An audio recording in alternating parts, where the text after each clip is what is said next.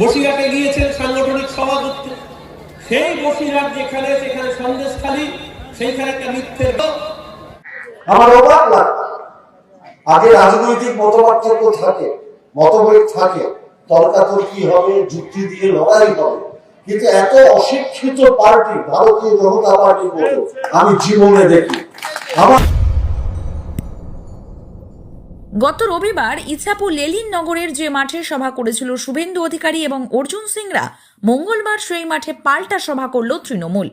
নিজের মাধ্যমিকের মার্কশিটটা দেখা, আজ অব্দি মার্কশিট দেখাতে পারিনি, কারণ আমি নিশ্চিত আপনি দেখবেন যে যত পড়াশোনা কম করেছে, কেউ অনেকে অভাবে করেছে, তাদের ব্যাপারটা আলাদা, কিন্তু যাদের প্রচুর পয়সা কিন্তু পড়াশোনায় খুব খারাপ, তারা সবচেয়ে বেশি বাজে কথা বলে।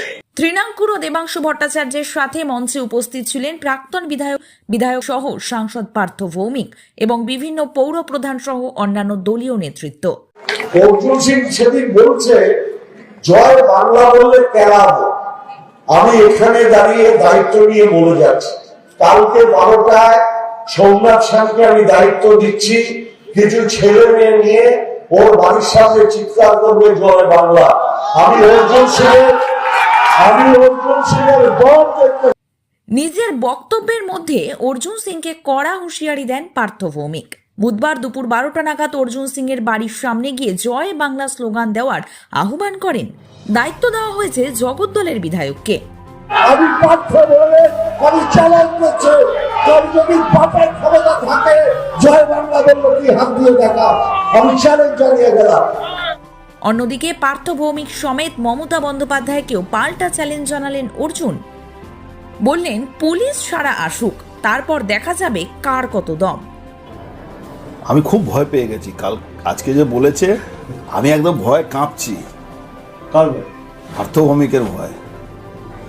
আপনারাই এই ভিডিওটা, যে পার্থ ভৌমিক যে কথাটা বলেছে, তার বউ বাচ্চা যে মেয়ে আছে, মা আছে বা পরিবারের লোককে দেখিয়ে দেবে, আর যাকে দায়িত্ব দিয়েছে তারও পরিবার লোককে দেখিয়ে দেবে।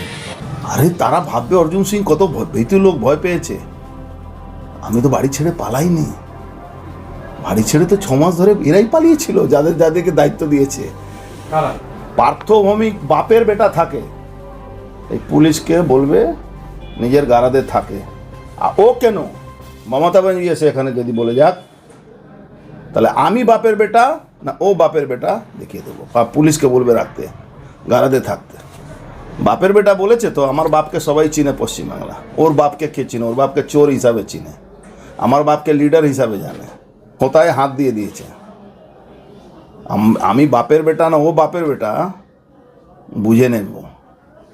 আমি কারো ভরসায় রাজনীতি করি না, রাজনীতি থেকে আগে আমার নাম অর্জুন, মাথায় রাখতে হবে। অর্জুন সিংয়ের ভয়ে ওর বাড়ির সামনে একদিন রাত্রিবেলা আমি ক্রস করছিলাম, ওর সিকিউরিটিরা ওকে মদ খেয়ে ধরে ধরে নিয়ে যাচ্ছিল, পড়ে গেছিল, ওর সিকিউরিটি পালিয়ে গেছিল। আমি কোনোদিন পালাবো না পার্থ। তোর যদি বাপের বেটা সত্যিকারে হয়, তাহলে তুই পুলিশটাকে ছেড়ে চলে আস। আর থাকলো, কালকে তো আসবে, পুলিশ নিয়েই আসবে। পুলিশ কবে থাকে না ওর সঙ্গে এই খবর আমি রাখি। আর ওর যাকে দায়িত্ব দিয়েছে, ওর উড়িষ্যার আর চেন্নাই বর্ডারে কারখানা চালাচ্ছে, তো সব বুঝিয়ে দেবো আমি। আমার নাম অর্জুন, এটাকে মাথায় রাখবো, বলে দেবেন ওকে। ওর বাপ তো মারা গেছে, আমি বাপের বেটা না ও বাপের বেটা, ও সময় মতন বুঝিয়ে দেবে। বিজেপি অসভ্য পার্টি, অসভ্য পার্টি আছে, তার জন্যে ভারতবর্ষে সব জায়গায় ক্ষমতায় আছে। উনি ভালো পার্টি আছেন, তাহলে বাংলায় এই 4 মাসের জন্য আরও আছে। কোন পার্টি সভ্য কোন পার্টি অসভ্য তো সামনে বুঝে যাবে। আরে হুমায়ুন কবির থেকে আগে লড়ুক না, আমাদের থেকে কী লড়বে? পার্থক্য হরিদাস পাল, ওকে আমি কখনো চিনি না।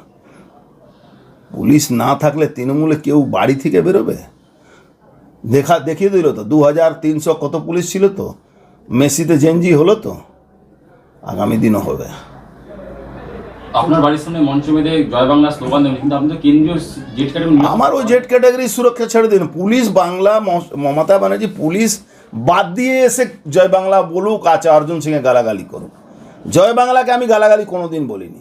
আমি বলেছিলাম জয় বাংলা আমাদের দেশের স্লোগান নয়, পশ্চিমবাংলাকে জয় বলা উচিত।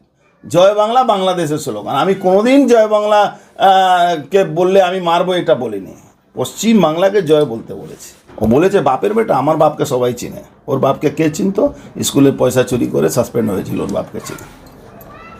হাওয়া গরম করার কথা, হাওয়া গরম কিছু না, দেখছে তৃণমূলের ধস নেমে যাচ্ছে আস্তে আস্তে, ওই গরম করে ভাবছে কি পুলিশকে দিয়ে কিছু করাবো। আরে পুলিশ কি, হ্যাঁ পাঠা তো পাঠাই হয়, আজকে বললেই হবে কালকে হবে, পাঠা পাঠাই হয়। আছে যাকেই বলছি যে যাকেও পাঠা বানাচ্ছে, পাঠা কোনোদিন পুরো পাঠা তো বলেই হয়। আরে বলছি তো পুলিশ বাদ দিয়ে যে কোনো লোক আসুক না, তৃণমূলের যত বড় হুনু হোক, পুলিশ বাদ দিয়ে আসুক কোনো জায়গা, মজদুর মন ছেড়ে দিন। এখানে তো সিপিএমও জবাব পেয়েছে অনেকবার, আবার পেয়ে যাবে। আরে 12টা আমি বলছি তো, 12টা কেন, ও যখনই আসুক পুলিশ ছেড়ে আসুক। আমি বলছি আমি থাকবো না, এখানকার মানুষ বুঝিয়ে দেবে ওকে, এটাও বলে দিলাম। ও পুলিশ ছেড়ে আসুক শুধু, আমি থাকবো না এটাও বলে দিলাম। আর ওকে এখানকার মানুষই জবাব দিয়ে দেবে।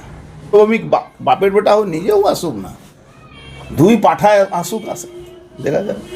তুমি বাপের বেটা খুঁজছো অর্জুন সিংয়ের মধ্যে, তো ভাই আমিও তো খোঁজার লোক, আমি তো খুঁজে নেব, যে কোনো জায়গা পাবো আমার। ব্যুরো রিপোর্ট 24 ঘন্টা লাইভ।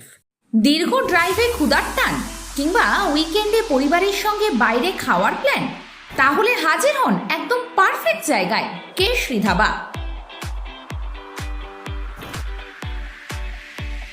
এখানকার মেনুতে আছে সুস্বাদু ইন্ডিয়ান কারিজ আর ঝাল মশলাদার চাইনিজ ডেলিসিয়াস। সব পরিবেশন হয় ফ্রেশ ও হাইজেনিক ভাবে।